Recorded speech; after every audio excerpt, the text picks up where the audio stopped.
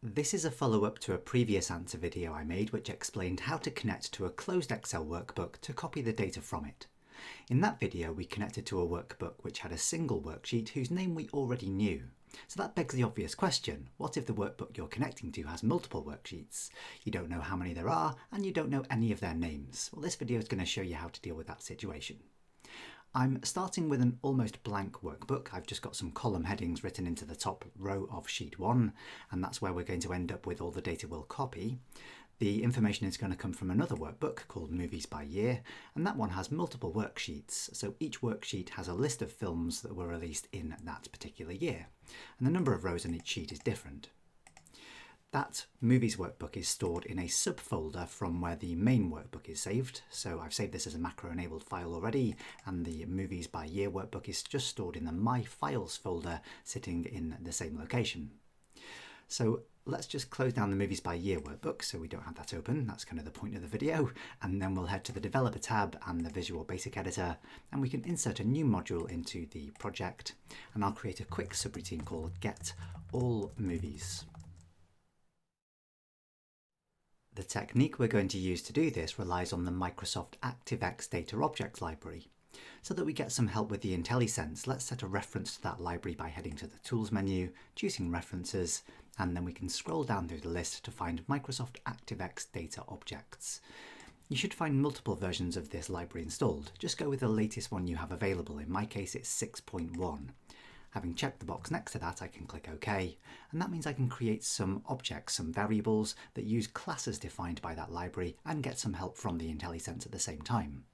So I'm going to start by declaring a variable called cn as an adodb.connection. So this represents the connection to the workbook that is currently closed, and I'm going to create a new instance of that class by saying setCN equals new adodb.connection. Next, I need to tell the connection object how to connect to that Excel file, and I can do that by setting the connection string property of the object. So I can say cn.connectionString equals, and then open and close some double quotes. If you're not sure how to type in a connection string from scratch, I'll freely admit I rarely do that myself. What I tend to do is head over to the connectionstrings.com website and find a link to the type of data source I'm connecting to this time. So you'll get an idea from this list as to how many different data sources you can use ActiveX Data Objects to connect to. We're going to stick with Excel for this example, of course, so I'll click the link for Excel in that list. And then I need to choose a provider or a driver for connecting to Excel. I'm going to use this one here, Microsoft ACE OLEDB 12.0, so that's the Access database engine or database driver. If I select that, I'll get a filtered list of different connection strings for various different versions of Excel and versions of files. So I'll just scroll through the list until I find one that's closest to the version of Excel that I'm using. The most recently updated one in this list for Excel versions is Excel 2013, but the connection string is actually the same as that listed for Excel 2010 and Excel 2007. It hasn't changed that much since the XLSX file extension was introduced. We do need to be a little careful about exactly which type of Excel file we're connecting to. There's a subtly different connection string for XLSX files, for XLSB binary workbooks, and XLSM macro-enabled workbooks. The file that I'm connecting to is an XLSX file, so I'm going to make sure that I pick the correct connection string for that. And having found it, I can just highlight the entire string and copy that to the clipboard, then head back to the VB editor and paste that in inside those double quotes. It could do with a little tidying up, so I'm just going to spend a little bit of time getting this split across multiple different lines using the space underscore continuation character. So I'll take the entire string down to its own separate line and then find each property set in the connection string. It finishes with a semicolon, so that's the provider first of all. I can close some double quotes there, type in an ampersand to concatenate to the next bit of the connection string, and then a space underscore to take the rest of it down to the next line. Then the data source property, I'll open up some more double quotes and then find the semicolon character at the end of that property, close the double quotes, ampersand, space underscore, and then take the extended properties property down to the next line as well. We've got a couple of other problems just to quickly solve here as well. The extended properties part of the connection string contains another nested string. So you can see that that's enclosed in a set of double quotes there. that causes a problem with the syntax checker if I click away from that line. I can't simply delimit one string within another string by using double quote characters in VBA.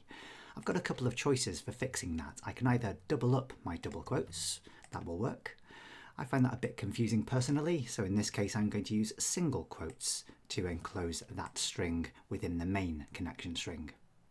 The final problem we need to solve is to point to the correct file, so this one isn't pointing to the workbook we're trying to connect to. So I'm just going to take the data source equals, and I'm going to type in a closed double quote character there, and then concatenate that with another bit of information that will find the folder path of the current workbook. So I'm just going to take away the C:\my folder myexcel 2007 file and delete that part of the string. And then I'm going to put the .xlsx part in some double quotes. Then I'm going to concatenate this workbook.path and then concatenate to that, inside these double quotes, a backslash, my files, backslash, and then the name of the workbook we're connecting to, which is called Movies by Year. So in here we can say Movies by Year. And at that point, we've got the entire connection string written, no syntax errors, which is a good sign. So I'm just going to give this a very quick test by attempting to open and then subsequently close the connection. So I'm going to say cn.open and then provide a few blank lines and say cn.close. Now what I want to see happen when I run this subroutine is absolutely nothing. If nothing goes wrong, then we shouldn't see anything happen on screen. So I'm just using the F8 key here to step through the procedure. And if anything is going to go wrong, it would be this line here, cn.open. But fortunately, nothing went wrong, so it's all working cleanly. So I can close the connection and then end the subroutine. Next, I'd like to return a list of all of the worksheets belonging to the file we've connected to. And to return that list, I need a container to put the list in. The type of container I'm going to use is an ActiveX Data Objects Recordset. So I'm going to declare a variable to hold that. Let's say rssheets as an adodb.recordset. What I can then do is, after I've opened up the connection, I can populate that record set by saying set rssheets equals, and then use a method of the connection object called openSchema. Now, schemas return information about the structure of the data source you've connected to. If I open up some round brackets, you can get an idea from the list that appears as to what sorts of information you can return. So, for example, you could get a list of columns from your data source. The list I'd like to return, if I scroll through fairly quickly to find the tables schema. So ADO sees your Excel worksheets as tables, much like you would see tables in a database. So I'm going to use AD schema tables, and then I'd like to write out the information from that record set somewhere into my current workbook. Just for convenience, we'll get rid of this information shortly, but I'm going to write this information into my existing table on sheet 1, starting at cell A2. So I can do that fairly easily by saying sheet 1, so that's the code name of the worksheet I'm using, sheet1.range A2.copy from record set, and then I simply need to specify which record set contains the data I want to write out, so that's rssheets. I'm then just going to make sure that I've closed down that record set, so I'm going to say rssheets.close before closing the connection, and then I can run the subroutine at that point and check back in the Excel worksheet to find a full list of all of the worksheets belonging to that file. The main column that we're interested in here, of course, is the third column that's been returned, the one that contains the list of all the worksheet names. We're not really bothered about all of the rest. It might be interesting to know what these other columns are meant to contain and why there might be a few empty columns there as well. So let's just tidy this up a little bit. Let's add a line of code at the beginning of the subroutine that will clear the contents of sheet 1 except for the title row, the header row. So I'm going to say sheet1.range A1.current region, and we've used current region quite a lot. You can imagine if you've got range A1 selected and you pressed Ctrl and A, well, the selection there represents the current region. I'm then going to offset that down by one row and then simply clear all the cells that the selection would cover. So I'm going to say current region.offset 1,0.clear. Then what I'd like to do, as well as copying the information from the record set, let's in fact put this in cell A3 this time. I want to then loop through the collection of fields in that record set and write out the field names. I've got a couple of options for doing that, but here I'm just going to use a simple integer variable. I'm going to say dim I as integer. And then after copying everything from the record set, I'm going to say for I equals, I'm going to begin at 0. The fields collection in a record set object is indexed from 0 rather than 1, as you may be familiar with from most other Excel VBA collections. And then I'm going to say to rsheets.fields.count -1. I'll provide a couple of blank lines then and say next I, and then I'm going to say sheet1.cells, and then I'm going to refer to row number 2 and column index I plus 1. So the first cell that I'm referencing in this loop is going to be row 2, column 1. So I starts at 0, so effectively that's cell A2. And then I'm going to set the value of that to be equal to rs.sheets.fields, and then use the value of my I variable to reference the field before finally printing out its name. So having done all that, I can run the subroutine again. This time we'll get the same table of information, but we'll also have the column headings for that. So we can see we've got the table name column, that's the one we're interested in, and there are a few other columns that might return information if we had connected to a different type of data source, but for an Excel workbook, these columns are empty. Now we know what's in this record set, we want to write a loop that will process the individual values in the table name column. We've got several choices for doing that. Just for a simple first example, let's use a do until loop to process each row of the record set and retrieve the value from the third column or the table name column. So we can head back to the Visual Basic Editor, and I'm going to start by commenting out the code that copies from the record set and then loops through the fields. Let's just comment all of that out. And then below that, I'll add a do until loop. So I'm going to say do until rsheets.eof. EOF stands for end of file, which is a marker that indicates you've reached the end of the file. I can then say loop. And to make sure that I do indeed reach the end of the file, I'm going to write the last line of code for my loop, which is going to say rsheets.moveNext.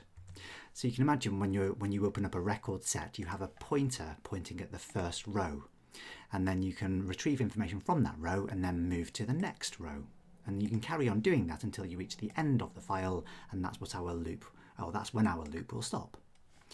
What I want to do inside this loop just to begin with is write out the value of the third column or the table name column. So I can do that with a simple debug.print statement. So debug.print rsheets.fields. And if I wanted to reference it using its index number, remember the fields collection is indexed from 0, so the third field will be number 2. Alternatively, now that I know the names of the fields, I can make it a little more obvious by saying table name in some double quotes, close the round brackets, and then say .value at the end. Okay, so having done that, we're going to lose all the information on that worksheet now when we run this because of the line which clears that sheet. But if we run the subroutine, we should be able to see our list of worksheet names gets printed into the media window. Now let's look at how we can extract the data from each of these sheets. To help with that, I'm going to declare 2 more variables. So back up to the top of the subroutine, and I'll declare a new record set variable to hold all of the data from each sheet in turn. So something like dim rsData as adodb.recordset. I'd also like to declare a string variable to hold the name of each sheet, just to make it slightly easier to write the code that extracts the information from the sheets. I'll say dim sheet name as string. String, that was meant to be, there we go. Then, heading back down, just before we begin the do until loop, I'd like to create a new instance of the record set class and set that in the rsData variable. So set rsData equals new adodb.recordset. Within the do until loop, I'm going to replace my debug.print statement with the sheet name variable equals. So we'll simply capture the strings we've printed out into the immediate window into that variable each time. Then what we're going to do is, before we move to the next record set or the next row in the Sheets record set, we're going to say rsdata.open. And there are two parameters we're going to pass values into, the source parameter and the active connection parameter. So the source parameter is what determines where the data for the record set comes from. So I'm going to type in a space underscore so I can write this on a separate line and say source : equals, and then in some double quotes, I'm going to write a very basic select statement. Now at this point, if you know anything about SQL queries and select statements, you're at a pretty big advantage here. So I'm going to say select star, select asterisk. The asterisk there represents all of the columns from the name of the table I'm going to reference. So just imagine for the moment I wanted to get all of the information from the year or the Y 2016 worksheet. The way I'd have to write that is in a set of square brackets, Y 2016 $. So all we need to do is replace the Y 2016 $sign name with whatever name is currently held in the sheet name variable. So to do that, I'm going to take away Y 2016 $, and then type in a couple of double quotes to separate out those two parts, and then a couple of ampersands to separate out those two parts, and in between that I'm going to insert the sheet name variable. Okay, so select everything from whichever sheet name is currently held in that variable for this iteration of the do until loop. Finally, I've just got to specify the active connection property or parameter. So let's type in a comma, space underscore, and say active connection : equals, and we've only got one connection available, so that must be CN. What I'm then going to do is make sure I can copy the data out of that record set before moving on to the next one. And to make that work, we can do this in a variety of ways, but I'm going to rely on the idea that I'm going to be building up my list each time I load a new record set. But when I begin, I've got a completely empty worksheet apart from the column headers. So one way to find the current end of the list is to start at the very bottom of the worksheet, cell A1,048,576, end Excel up, and then go one row further down from there, and I'll find the next blank row in the worksheet.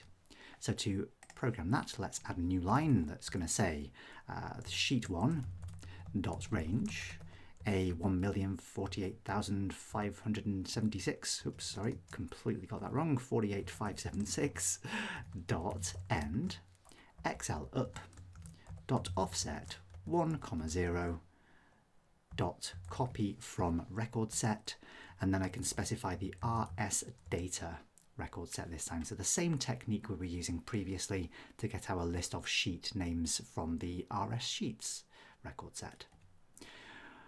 Once I've done that, I want to close down that record set. So I'm going to say rs data.close, and then we'll move on to the next sheet in the sheets dataset before we finally end up with the entire list printed out. So at this point, we can just give this routine a quick test. Let's hit the run button, and we should have ended up with, on our main list, all of the data from all of the worksheets from that Excel file from the year 2000 all the way through to 2016. So at this point, the core part of the system is working quite nicely. We're getting all the data from each worksheet in the workbook without needing to open up the file. But there are, I think, a few improvements we could make, and one particular major one I'd like to focus on is how we can reduce the number of times we have to open and close a record set. At the moment, we're getting the data from each worksheet one by one. So you can see this little section of code here is effectively executed 17 different times. I think we could get that down to just one single execution. We can open up the record set once, selecting the data from every single sheet at the same time in that workbook, and then writing it out in one go as well. Just to get started with that, I'm going to move that set of code, the rsdata.open, sheet1.range, and rsdata.close. I'm going to move that out of the do until loop and place it all just at the end of the subroutine before we close down the record set and the connection. I'll just tidy up the indenting here as well. I can't leave that like it is, otherwise I won't sleep tonight. There we go. And then it makes this little line a little bit easier as well. We don't have to work out where the next blank row in our worksheet is. We simply know that we're going to copy our data into cell A2, or beginning at cell A2. So we can tidy that part up there as well. To get this to work, we're going to use the do until loop to build up a giant SQL string that will select all the rows from all of the tables in one go. And then we're going to reference that string in this rsdata.open method here. So to help with that, we'll need another variable into which we can build up our SQL statement. Let's head back up to the top of the subroutine with a list of variables and add a new one. Let's call this one SQL or SQL string as string. What we're then going to do inside the do until loop is build up the string inside that variable by starting with SQL string equals SQL string and then concatenate to itself the next part of the statement. Most of the statement is actually going to be what we've already done to open up a single table. So let me just copy that part out of the source parameter of the rsdata.open. And I'm going to paste that at the end of the line we're building up our SQL string in. And then at the very beginning of that line, I'm going to type in a space and say Union All. Now again, if you know much about SQL Select statements, you'll be familiar with Union All, I think. It allows you to put multiple select statements together into one single continuous list. It does mean that the tables you're selecting from need to have the same columns and the same column names in the same order, but I can guarantee that because I created the movies workbook and I know that all the column names are the same in the same order as well. One small problem we're going to have though is that you can't begin an entire select statement with a Union All. So you can only put Union All after the first one to join together the next. So at the end of the loop, we need to take away the initial Union All text. Now there are 11 characters in that little bit of text there. So what I'm going to do is use the mid function to just return everything from the SQL string variable from the 12th character onwards. So one way to do that is to say SQL string equals mid of the SQL string, starting at character number 12, and then there's an optional length parameter there, but if I don't specify anything for the length, it will just give me everything to the very end of the string. What we can then do is replace the source in the rsdata.open method. Let's get rid of all that and replace that simply by referencing the SQL string. Okay, so I think we're pretty much there. So at this point, let's run the subroutine again. We'll see that we'll clear out the existing contents of the worksheet as we wrote the line of code earlier on. So when we run the subroutine, we ought to get everything written out so we get the exact same results, just done in one single go, rather than having to open and close the record set 17 times. From this point, we could start manipulating the set of rows we return by modifying the select statement to include a where clause that allows us to pass criteria to the query to limit the number of rows returned. The more you know about SQL, the more you'll be able to do with this, of course, but just to give you a few basic ideas, perhaps we want to show only the films whose runtime is at least 120 minutes long. So we could do that by adding a where clause to our select statement. So after we've referred to the sheet name, we could add a where clause to say where the runtime field, so I need to put the runtime field in some square brackets, the field has a space in its name, and then greater than or equal to 120. Once I've done that, I can run the subroutine again, and then when I look back at the results this time, I've reduced the number of rows I return to only those films whose runtime has a minimum of 120 minutes. I can limit this even further by adding more criteria. So let's say, for example, I wanted to limit the films based on the genre, so only those films in the adventure genre. To do that, I can head back to the Visual Basic Editor, and I can join multiple criteria together in the same string. It might be worthwhile just breaking this across a couple of different lines here. Let's just make it easier to read using some continuation characters. And then after the from clause, I'll also close that string there and concatenate this with a new line. starting with the where clause. And then inside that where clause, I can write the and operator to join a second criterion. And this time I'll refer to the genre field. And I want to make that equal to the adventure genre. I need to pass the word adventure as a string. So again, I'm going to use a set of single quotes to do that. So I'm going to say adventure, close the single quotes, and then I can run the subroutine again and get a different list of films that are in the adventure genre with a runtime of at least 120 minutes. Just as one final idea when you're using criteria, we can use wildcard characters with text columns. So let's say we wanted to find only the films that contain the word king somewhere in their title. Let's head back to the VB editor, and I'm just going to add one final criterion to the end of this. I'm going to say and title like, and then in some single quotes, but also within a set of percentage symbols. So the percentage symbols are the wildcard characters in SQL. Each percentage symbol represents any number of any characters, including no characters at all. So if I type in the word king in there, it will find the word king if it starts the film title, if it ends the film title, or if the word king is anywhere in the middle of the film title. Just for a final bit of tidying up as well, I'm just going to change all the column widths to make the data a little easier to read. So right at the very end of the subroutine, I'm going to say sheet1.range a1.current region.entire column.autofit. And that will make the columns the correct width for the data we've returned. So having done that, let's run the subroutine one more time. We should see a fairly limited list of films this time. King Kong, Kingdom of Heaven, Indiana Jones and the Kingdom of the Crystal Skull, and Hunger Games Mockingjay. So our criteria are working quite nicely. So there we go. That's how you loop through the collection of worksheets in a workbook, even when the workbook is closed. Hope you found that one useful. Feel free to keep on asking questions in the comments below. I'll do my best to answer them. Thanks for watching. See you next time.